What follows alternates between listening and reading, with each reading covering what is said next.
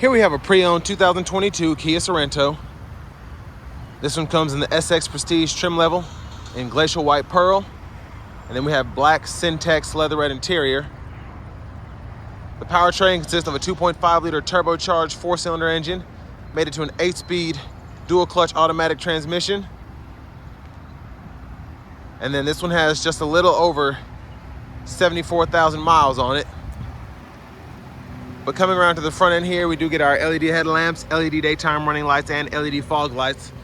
The lights don't flash like that. That's just how my camera's picking them up, but these are the premium projector lights, so they do a pretty good job holding up when it's dark out, but just want to show a little bit of damage there. So just a few spots where this probably ran into something, but for the most part, it's held up pretty nicely. But I just love the looks of these. Specifically, these Prestiges look super good.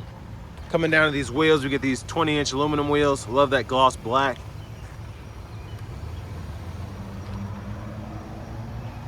But we get passive keyless entry on the front two doors. And then whoever, somebody had long nails, it's just a little scuffed up here. But memory seat functions, just hit set and then hold the setting you want to set it to. And then we have our power mirror controls here. There's right side, left side, then you can turn them off there. You can adjust using that dial.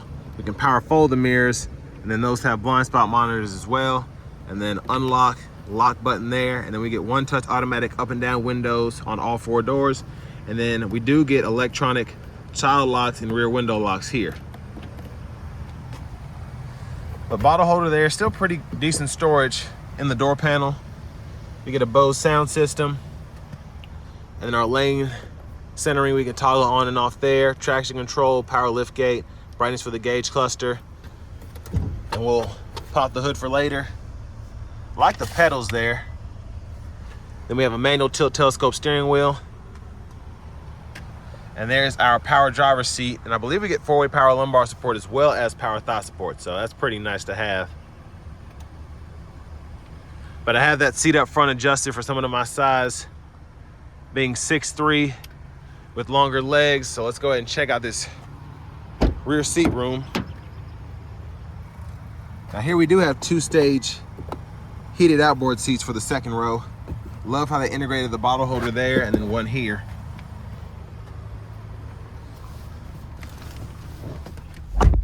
But pretty good space here. I have this second row seat leaned back a little bit. I was trying to adjust because they were folded flat when I got in here.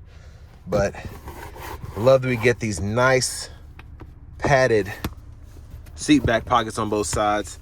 And then we do have the USB-A ports on either side here. And I have a Pacifica hybrid. I've had a Sorento hybrid in the past. And I always liked that you could plug these on the sides as opposed to the Pacificas where you have the port back here and then you're hitting your knee against it and all that. So it was just smart to put it on the side there. Then you have a third one here, 12 volt there. And then your rear AC vents are here, open, close. And then the third row is it's small. So when I had mine, I basically just had that third row folded down and then I just used it for storage. But I do like that we can release the second row there. And then love having that panoramic sunroof. And then we could hang probably one plastic hanger. We could squeeze 2 metal hangers on this hook here. I love that we get the premium LED dome lights.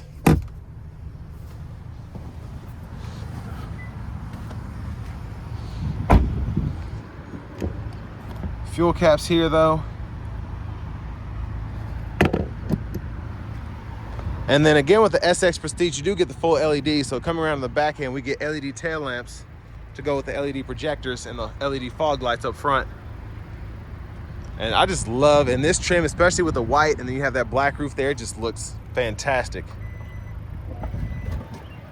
But there's a lift gate release there. And there's a space behind the third row. And again, you can just pull up here. That'll fold flat, and that's how I'd pretty much have mine. Just to see the comparison, you have all that additional cargo space. And then jack and whatnot's here. Well, that's coming back down. There's your spare tire, and there's your exhaust.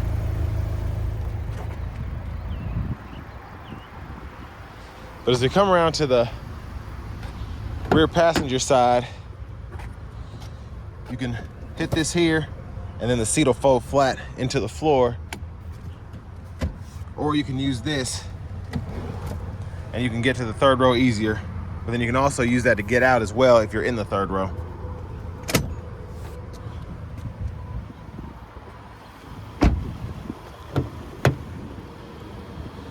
And then certainly not the same adjustability as the driver's side, but we still get power seat back, seat bottom, and then two-way power lumbar support for this front passenger seat. And then a lockable glove compartment here, owner's manuals, and then window sticker.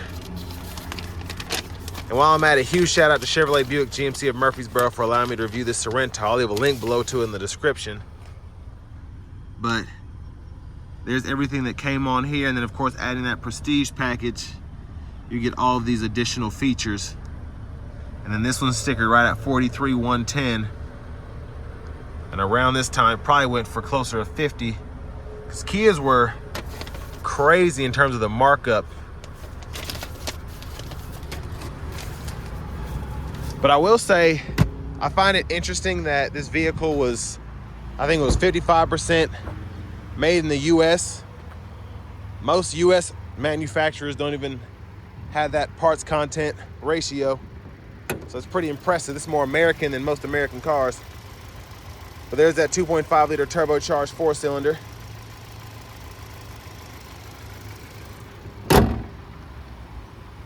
But now let's go ahead and hop in the driver's seat.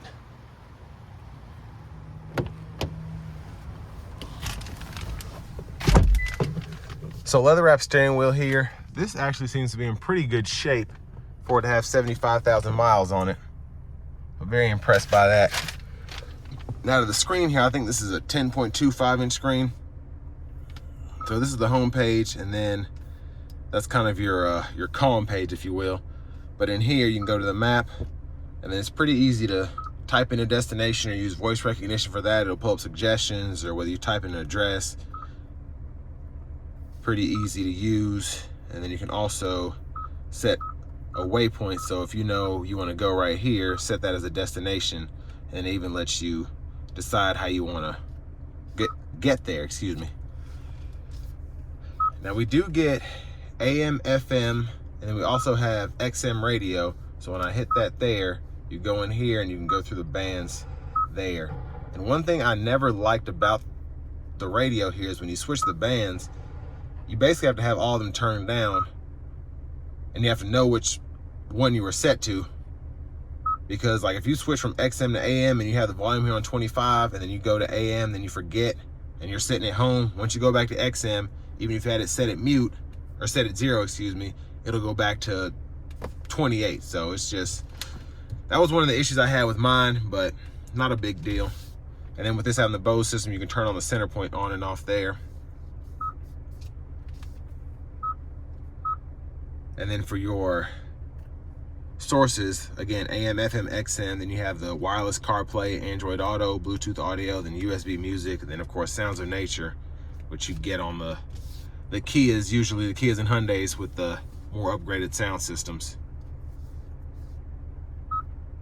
Now I will say I never liked the screen having the home button you have to push. That kind of gets tedious, but other than that, love the system.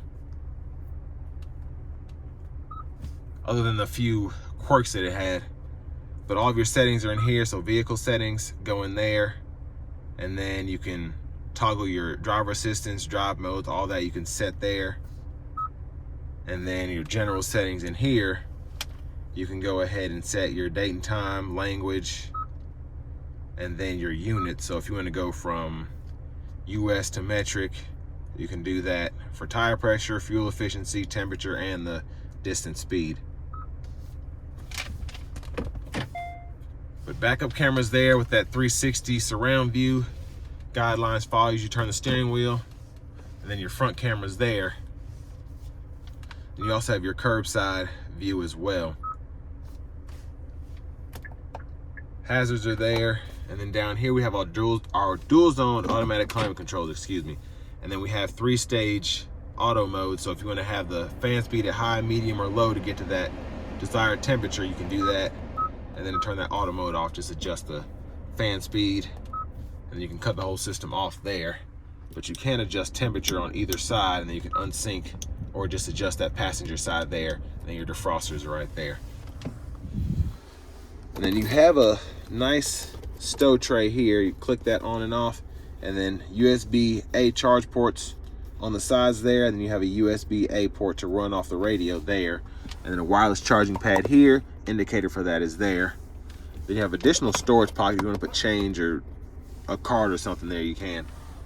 And then over here we have our 3-stage heated cooled seats. Again, driver, front, passenger. And then to shift that 8-speed, hit the lever, reverse, neutral, drive. You can come over here and manually shift right there. Now for the drive modes, we do get 4 of those. So comfort, eco, sport, and smart. And then we have our heated steering wheel toggle there, automatic brake hold toggle there, downhill brake control, and then auto stop. Hit this camera there, and that'll pull up your camera without having to shift. And then you have your parking sensors there. Then an electronic parking brake, pull up to engage to the brake, press down to disengage. And then up here, dome lights, and then one-touch tilter slide, sunroof. So I like that it goes back pretty far. There's a view of the back seat from up here. Closing that back up, and then I like that it closes the shade up with it. But back to the steering wheel, blinkers here, and then that kind of shows you all with the all digital gauge cluster, you get those curbside views, or blind spot view, I guess, as you put your turn signals on to make sure nothing's over there.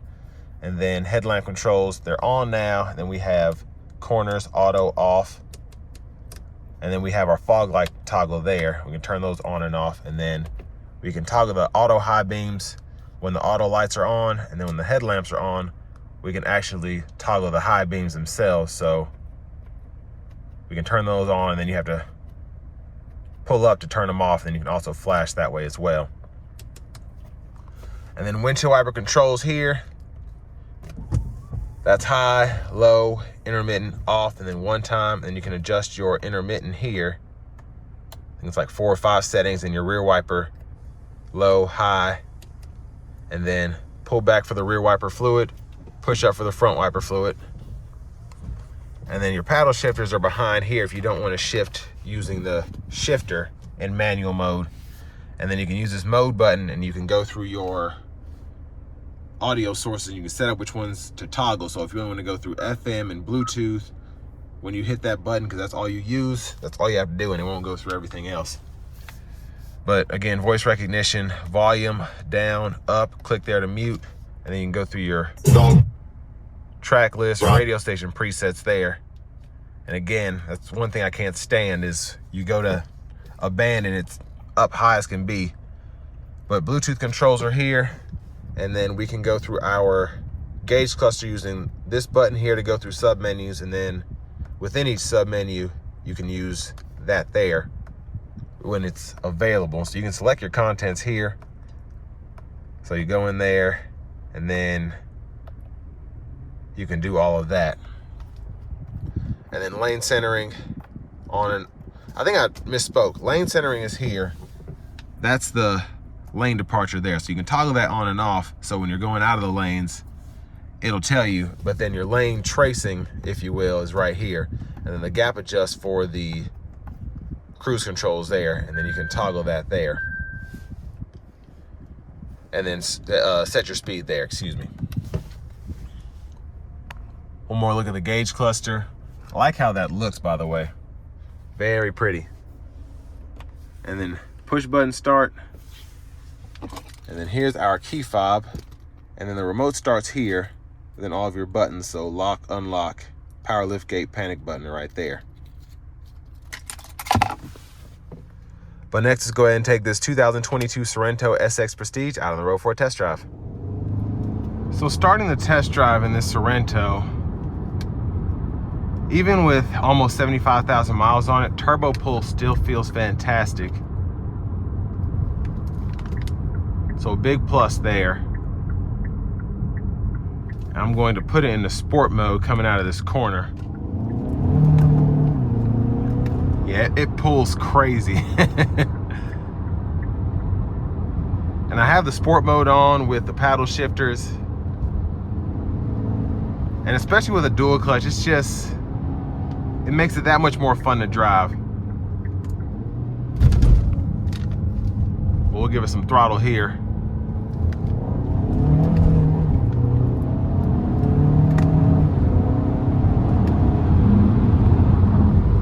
So very quick, very quick. Gonna dial it back to Eco, and we're gonna put on the cruise control with the lane centering.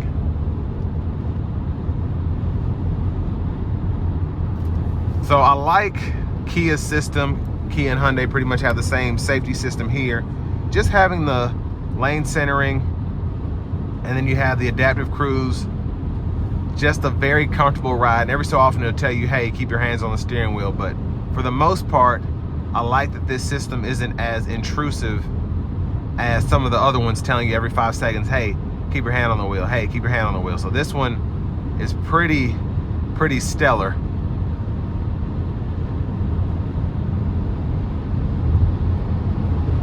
And ride quality, very good.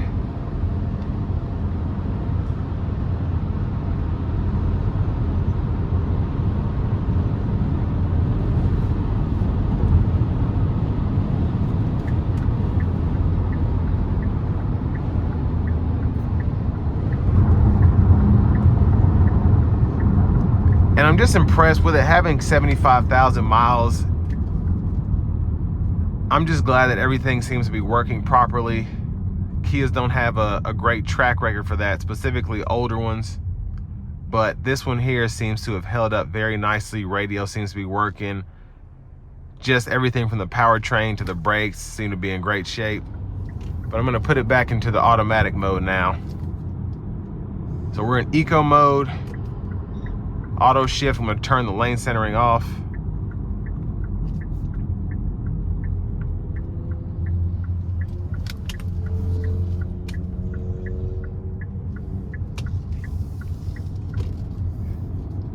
Now the eco mode definitely is more tame than the sport, as it should be, but I like, the eco mode is mainly supposed to be for long journeys, maybe being on a 2-lane highway, interstate, things of that nature. But this is a pretty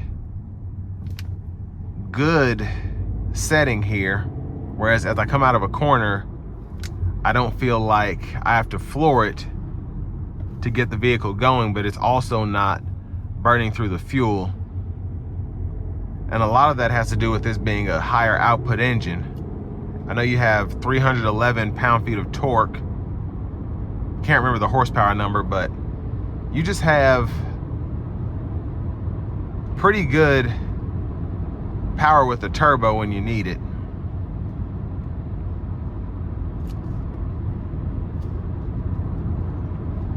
Now, in terms of the longevity of this powertrain, not 100% sure there. I think there needs to be a little bit more research. Now, obviously, this one has 75,000 miles and it went through an inspection and all that.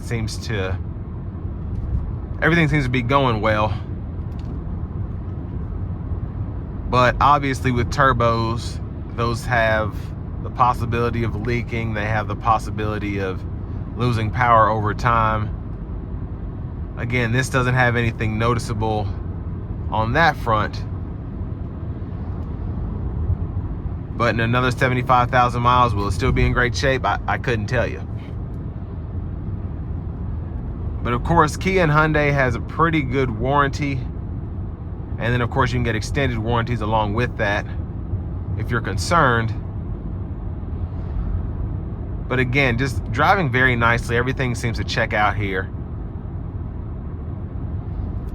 It helps that it's a 22 with this kind of mileage as opposed to maybe a 2015. You might see more wear and tear, more things going out. But here, again, everything seems to be good to go.